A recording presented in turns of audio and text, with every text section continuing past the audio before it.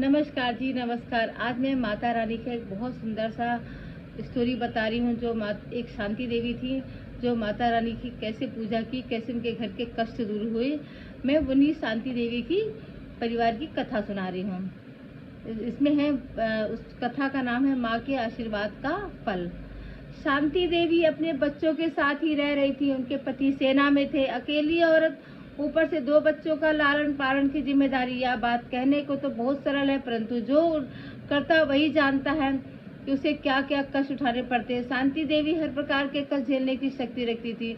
हर दुख को हंसकर झेल रही थी। वह नहीं चाहती थी कि उसका पति, जो घर से इतनी दूर सीमाओं पर बैठा है, उस पर किसी प्रकार का चिंता का बोझ हो। अपने पति की सुरक्षा कुशलता के लिए शांति ने माँ दुर्गा के व्रत करने शुरू कर दिए थे। व्रत रखकर वह वैभव दुर्गा व्रत कथा 108 बार करती और उसके 11 व्रत पूरे होते तभी 11 कन्याओं को घर पर बुलाकर उसे भोजन करवाकर श्रद्धानुसार उस कन्याओं को दक्षिणा देती। दक्षिणा के साथ हर कन्या को एक प्रतिदान में देती, ताकि माँ के भक्तों की संख्या भी बढ़ती जाए। बस इसी प्रकार से वह दुर्गा उपासना करती हुई अपना समय काट रही थी। एक बार उसने यह समाचार सुना कि कश्मीर में सहसा युद्ध भड़क उठा है। उसके पति भी तो उसी सीमा पर थे। आजकल युद्ध में तो बड़े बड़े आधुनिक हथियार चलते हैं, बम, तोप के गोले, टैंक, मिनटों में सैकड़ों गोलियां फेंकने वाली मशीन गने। शांति देवी टीवी के सामने बैठी युद्ध के समाचार सुनती रही। बमों की वर्षा, टैंक की गड़गड़ाहट, गोलियों के दिल दिलाने वाली आवाजें, उसका दिल कांप उठता। वह माँ दुर्गा की उपासना करने के लिए वैभव माँ दुर्गा व्रत कथा का पाठ करने लगती और माँ से हाथ जोड़कर प्रार्थना करती, हे माँ शक्ति, हे माँ दुर्गे, आप ही मेरे पति की सुरक्षा करना। इन छोटे छोटे बच्चों का ख्याल करना माँ, जो बेचारे अपने पिता की प्रतीक्षा कर रहे हैं। उसी प्रतीक्षा के सहारे अपने दिन काट रहे हैं। वे दिन में ना जाने कितनी बार पूछते हैं कि हमारे पिताजी कब आएंगे। माँ, सबके पिता दिवाली, दशहरे, दुर्गा अष्टमी पर अपने घर आते, परंतु हमारे पिता क्यों नहीं आते? उन मासूम बच्चों को बेचारी माँ क्या उत्तर देती? वह जानती थी इन बच्चों को युद्ध के विषय विस्तार में बताना बड़ा कठिन है। बच्चे एक एक पश्चात एक प्रश्न करते रहे, जिन प्रश्नों को उत्तर देना स्वयं शांति देवी के लिए संभव नहीं होता। ऐसे प्रश्न पूछते रहते। एक कारण था, शांति देवी उन बच्चों से इतना ही कह देती, तुम्हारे पिताजी देश की रक्षा के लिए सेना में रहकर अपने कर्तव्य का पालन कर रहे हैं। माँ जी, हमारे देश पर हमला हो गया है। हाँ बेटा, एक शत्रु ने हमारे देश पर हमला कर दिया। अब तुम्हारे पिताजी उस शत्रु के साथ युद्ध कर रहे होंगे। क्यों किया उसने हमला? बच्चे तो प्रश्न पर प्रश्न पूछे जा रहे हैं। शांति देवी का मन इतना दुखी हुआ जा रहा था, उसके लिए इन सब प्रश्नों का उत्तर दे पाना संभव नहीं था। मगर वह क्या करती? दुखी होते हुए उसने बच्चों का मन रखना पड़ता। उसे इस बात का पता था कि युद्ध में जीवन मृत्यु का खुलासा गम देखने को मिलता है। आजकल इतना अत्याधुनिक हथियार आ गए हैं जो रातों रात शहरों को नामो निशान तक मिटा देते हैं। अब उसका ही आसरा रह गया था। अब सब सहारे टूट चुके थे। पति घर में नहीं थे, बच्चे छोटे थे। माँ दुर्गा वही अपना अंतिम आसरा था। बस सुबह से शाम तक बैठी वह वैभव दुर्गा कथा का पाठ करती। युद्ध भी चल रहा था, इसके साथ साथ शांति देवी का वैभव दुर्गा का पाठ भी चल रहा था। 40 पाठ पूरे होने पर शांति बाई ने 11 कन्याओं को भोजन करवाकर उन सबको दक्षिणा देकर एक एक प्रतिमा वैभव दुर्गा को देती। व्रत कथा पुस्तक की सब कन्याओं को देकर आप सब इस कथा को 40 दिन तक व्रत रख कर शुद्ध मन से करना। जो कन्या स्वयं पाठ नहीं कर सकती वह किसी अन्य से सुन सकती। अभी सब कन्या जाने को तैयारी बैठी थी।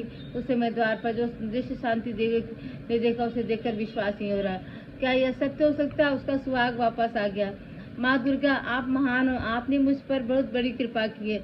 उसी समय वह अपने पति को सीने से लगकर रोई। उसकी आंखों से खुशी के आंसू बह निकले। प्राणनाथ आप, उसकी आवाज़ गले में फंस कर रह गई। हाँ हाँ, मैं ही हूँ। मैं तो मौत की गोद से उठकर तुम्हारे पास आ गया हूँ। धन्य है, धन्य है माँ, मेरी माँ शेरा वाली, आप धन्य हैं। दोनों बच्चे आकर अपने पिता से गले लगकर लिपट गए और जोर जोर से चिल्लाने लगे, पापा आ गए, पापा आ गए। दोनों बच्चे खुशी से नाच रहे थे। शांति देवी अपने पति के लिए चाय और साथ में बिस्कुट लाई। चाय के साथ ही पति ने युद्ध के दिनों की दर्द भरी कहानियां सुनानी शुरू की। उसने बताया कि मेरा एक साथी सरदार वीर सिंह था। वह मेरे को बहुत मानता था। हम दोनों कई समय तक एक कट्ठे चलते जा रहे थे। जिस दिन शत्रु ने हमारे देश पर आक्रमण किया, हम दोनों हजारों फुट ऊंची पहाड़ी पर बैठे थे। हमारे चारों ओर सफेद बर्फ रुई की भांति गिर रही थी। वीर सिंह अपनी पत्नी हरनाम कौर को याद करके गा रहा था। सैनिकों के पहाड़ों पर जो ब्रांडी शराब मिलती, उस एकांत में घर से ऊंचे पहाड़ों पर बर्फों से भरी चोटियों तक बैठने वाले सैनिकों ने जीवन का क्या है, यही शराब है। वीर सिंह की आंखों में आंसू देखकर मुझे तुम्हारी याद आने लगी, बच्चों की याद आने लगी।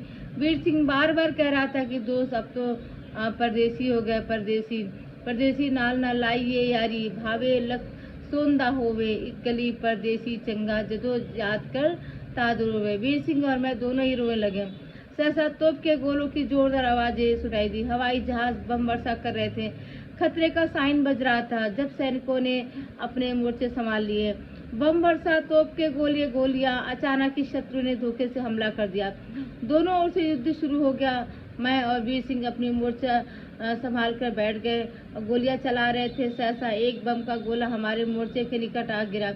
उसके फटने की आवाज इतनी भयंकर थी कि हमारे कान तक बंद हो गए थे। धरती ऐसे कांप रही थी जैसे कोई भूकंप आ गया। उस समय मैं तुम्हारी दी हुई पुस्तक वैभव दुर्गा व्रत का था को सीने से लगाकर माँ का पाठ कर रहा था। बार बार इस मंत्र का पाठ कर रहा था। ओम क्राम क्रीम क्रीम हुम हुम दक्षिण कालिके, क्रीम क्रीम क्रीम हुम हुम हंत्री स्वाहा ऋष्यामि न्यास। ओम भैरव ऋषे नमः शिरसि उड़िक छंद से नमः सुखमुखे, दक्षिण कालिके देवताय नमः, यदि ही विजय नमः गुहा हूँ शक्ते नमः, पाद्यो श्री की क्लीम किलकाय नमः, नाभो विनियोगा नमः सर्वांगे। आप हृदय निश्चय करें।